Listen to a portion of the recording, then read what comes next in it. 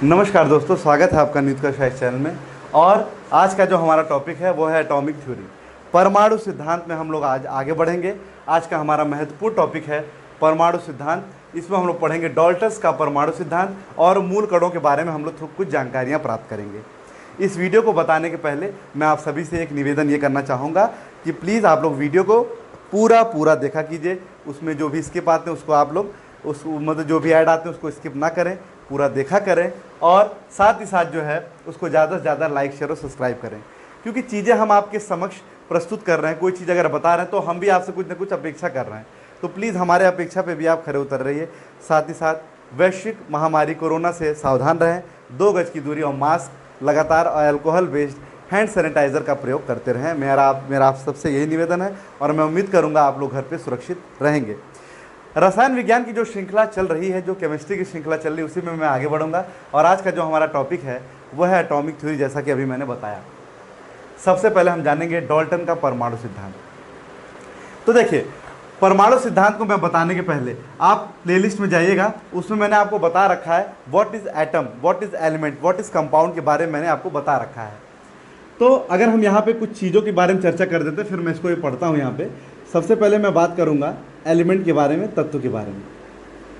फिर यहाँ पे बात करेंगे परमाणु के बारे में, इन सभी चीज़ों के बारे में हम बात करेंगे। अब तत्व क्या होता है?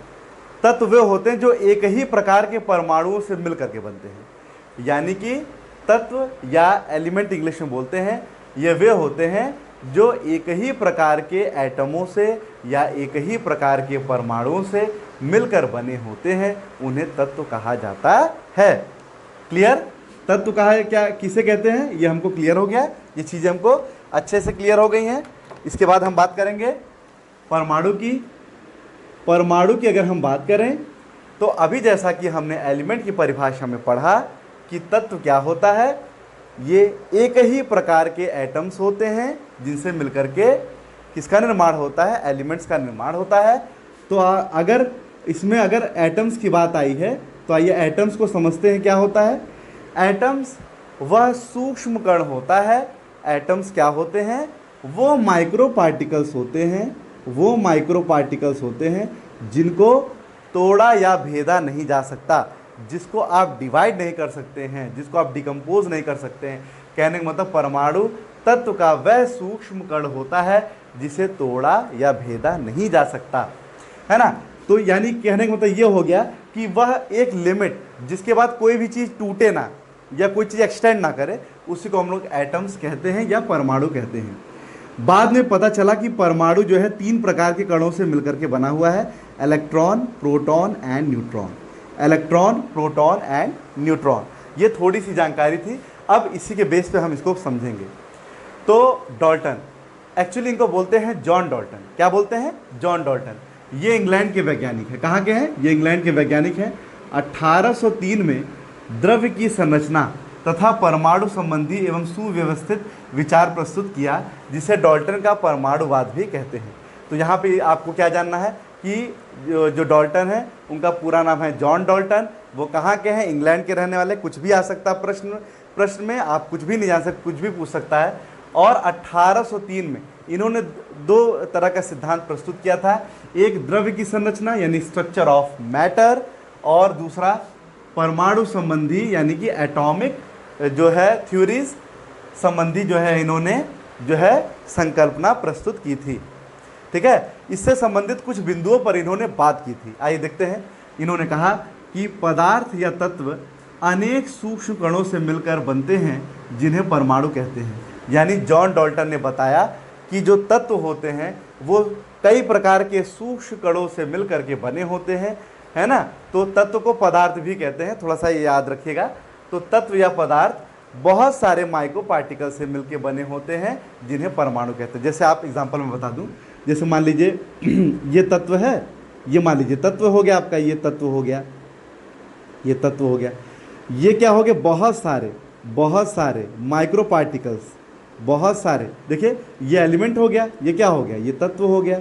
और ये बहुत सारे पार्टिकल्स हो गया, ये बहुत सारे पार्टिकल्स हो गए, है ना। तो तत्व क्या है? बहुत सारे सूक्ष्म कणों से मिलकर बनता है। इन्हें हम लोग क्या बोलते हैं? एटम्स बोलते हैं। क्या बोलते हैं? एटम्स बोलते हैं। मैं उम्मीद करता हूँ अभी आपको समझ में आ गया होगा। परमाणु तत्व का वह सूक्ष्मतम कण है जिसे विभाजित नहीं किया जा सकता। दूसरा सिद्धांत, जैसा कि मैंने बताया, यह वह छोटा से छोटा पार्टिकल होता है जिसे अब डिवाइड नहीं कर सकते या तोड़ा नहीं जा सकता। किसी तत्व के सभी परमाणु भार, आकार व अन्य गुणों में समान होते हैं। कि क्लियर है?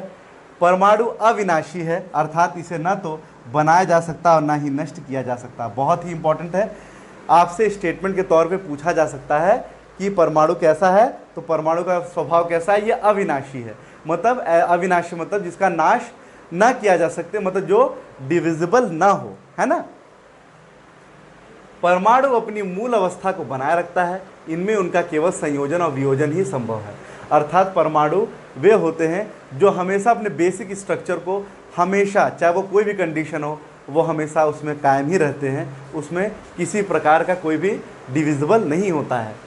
परमाणु पदार्थ का वह छोटा से छोटा अविभाज्य कण है जो किसी भी रासायनिक अभिक्रिया में भाग लेता है। अब चूंकि क्या होता है, जब बहुत माइक्रो पार्टिकल होते हैं तो किसी भी, जब इनको हम जब हम इनको डिवाइड नहीं कर सकते हैं तो इनका प्रयोग कहाँ कहाँ कर सकते हैं, क्योंकि भाई जब किसी का डिविजन नहीं हो सकता है, जब वो बहुत ही माइक्रो पार्टिकल होते हैं, तो उनका हम प्रयोग कहाँ कर सकते हैं, रासायनिक अभिक्रियाओं में या केमिकल रिएक्शन में इनका हम प्रयोग देखने को मिलता है। तो परमाणु सिद्धांत क्या था ये जान गया, और साथ ही साथ कुछ मुख्य बिंदु, इससे इसकी पूरी थ्योरी समझ में आ गई होगी। मैं उम्मीद करूंगा अच्छे से आपको समझ में आ गया होगा, मैं कहना क्या चाह रहा था आपको समझ में भी आ गया होगा। अच्छा, तो ये नेचर है इनका, है ना।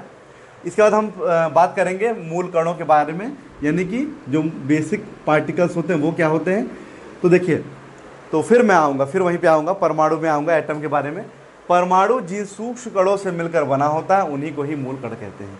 तो मैंने आपको बताया था कि परमाणु जो होते हैं वो बहुत सारे पार्टिकल से मिलकर बने होते हैं, मैंने बताया था ना आपको। तो कौन कौन से पार्टिकल्स हैं वो जैसे कि इलेक्ट्रॉन, प्रोटॉन, न्यूट्रॉन, उन्हीं के बारे में हम लोग यहाँ पे चर्चा करेंगे। परमाणु में दो प्रकार के मूल कण होते हैं, एक स्थायी मूल कण होता है, एक अस्थायी मूल कण होता है। क्या क्या होते हैं? एक स्थायी मूल कण होते हैं और एक अस्थायी। एक स्टेबल होता है और एक अनस्टेबल होता है। स्टेबल मतलब जो स्थायी होते हैं, अनस्टेबल जो स्थायी नहीं होता है, सीधा सीधी बात है। तो यहाँ से परीक्षा का प्रश्न ये पूछा जाता है, कौन कौन से स्टेबल मतलब बेसिक पार्टिकल हैं जो, और कौन कौन से अनस्टेबल हैं। तो इसको यहाँ पे याद रखना है। Electron, proton, neutron, neutrino, anti neutrino. देखो न्यूट्रिनो, एंटी न्यूट्रिनो साथ पढ़िए मेरे साथ, न्यूट्रिनो, एंटी न्यूट्रिनो, और साथ ही साथ पॉजिट्रॉन। तो electron, proton, neutron, neutrino, anti neutrino and positron, these are the basic, मतलब बेसिक पार्टिकल्स या स्टेबल बेसिक पार्टिकल्स कह सकते हैं। और अनस्टेबल बेसिक पार्टिकल वे होते हैं जो नष्ट होते रहते, बनते रहते हैं, नष्ट होते रहते, बनते रहते हैं। इनमें मैसॉन पार्टिकल्स होते हैं और न्यूट्रॉन्स पार्टिकल होते हैं। इनमें कौन कौन से होते हैं?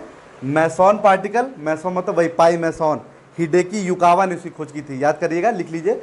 और न्यूट्रॉन, ठीक है। तो इसमें दो याद रखिएगा, एक मैसॉन यानी पाई मैसॉन्स और दूसरे न्यूट्रॉन। साथ ही साथ एक जानकारी मैं आपको और भी दूंगा। अब चूंकि इलेक्ट्रॉन, प्रोटॉन, न्यूट्रॉन की बात आई है, तो इलेक्ट्रॉन की खोज किसने की थी? जे टॉमसन ने। प्रोटॉन की किसने की थी? रदरफोर्ड ने। और न्यूट्रॉन की खोज की थी चैडविक ने। यानी ये तीन चीज़ आप अच्छे से याद करेंगे। अगर ना याद हो रहा हो तो एक इसकी ट्रिक है, ईट पर नाच। ये मैंने पिछले वीडियो में बता रखा है, आप लोग वहाँ जाकर देख लीजिएगा। ईट पर नाच यानी electron, Thomson, proton, Rutherford, neutron, Chadwick, ठीक है। तो ये था आज का हमारा एटॉमिक थ्योरी, और मैं उम्मीद करूँगा आपको ये वीडियो बहुत अच्छा लगा होगा। तो वीडियो अगर अच्छा लगे तो ज़्यादा से ज़्यादा लाइक शेयर सब्सक्राइब कीजिए। लाइक शेयर सब्सक्राइब करिए ना करिए, प्लस वीडियो को पूरा देखा करिए, ये मैं आपसे निवेदन करता हूँ। मिलते हैं केमिस्ट्री की नेक्स्ट वीडियो में।